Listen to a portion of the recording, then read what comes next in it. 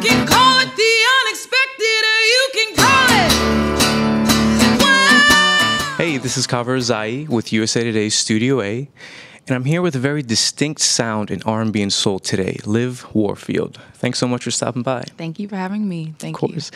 How did your singing career start back in Portland? Tell me about that.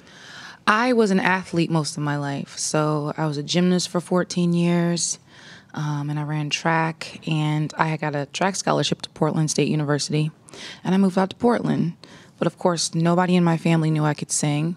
And when I got to Portland, I followed my passion, my calling. I really wanted to sing. I wanted to try it. So I started in karaoke. And then it went to local hip-hop bands. And then after that, I started to... Actually, Portland really kind of rallied behind me. I met a lot of great singers who supported me, and they were like, took chances. Like, they would get me on stage, and I went through that process. And it was a beautiful process because I really got to learn the music. And yeah, so that's how I started. I started slow, steady, but it was beautiful process. And initially, your parents weren't a fan of you going into music. How did you win them over? Actually, my brother came to see me sing in Portland, and he actually flew back home, and he's like, Mom and Dad, you really have to go see her. Like, she's really not kidding. She's actually out there singing. Like, this is not fake. This is really for real. So yeah, he won them over first. And then they came to see me. And then after that, I think they were, I don't know, they were just shocked. You know, they're a fan now. They're super supportive right now. Oh, glad. You have a song called Why Do You Lie? Mm-hmm.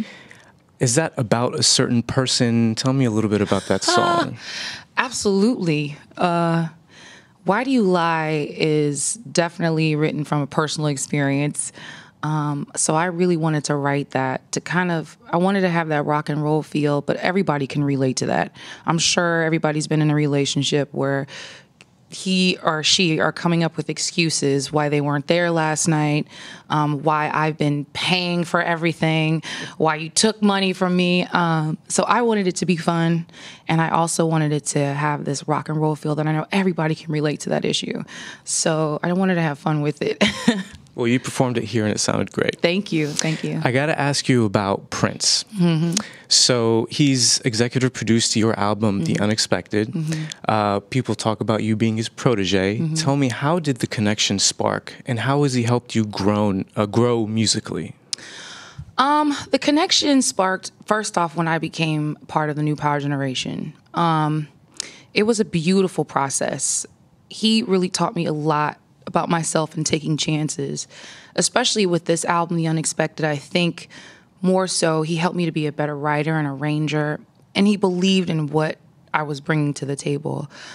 He's very supportive. I mean, I can call him on the phone when I want to if I have issues or if I have to ask him a question, and he was very supportive, and he actually gave me the idea of like, Liv, record this live. So that was really something that was important to me, that I recorded it live and that he loved it and something he would be proud of. That's, you know, he's amazing. He really is. So what sets you apart from other R&B sounds out there? I would like to think that we have a live feel. We recorded this album analog, and I think that for the most part, we recorded everything live. It's just there's nothing perfect in the album. I think all the imperfections are perfect. If you hear a vocal that's off, that's because I'm singing it with so much passion and like grit, and I just wanted it to feel very real. And so what's next for Liv? I want to be performing a lot on stage right now. I really want to hear some of these songs on the radio.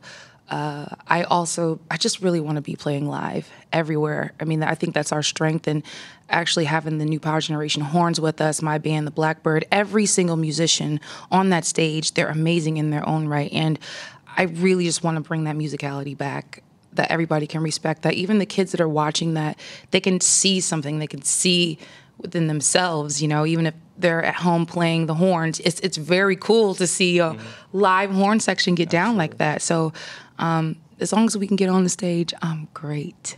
Well, we wish you the best of luck. Thank you and very thanks so much. much for stopping by. Thank you for having me. Thank you guys for tuning in to USA Today's Studio A. I'm Kaveh Rezaei, and we'll see you next time.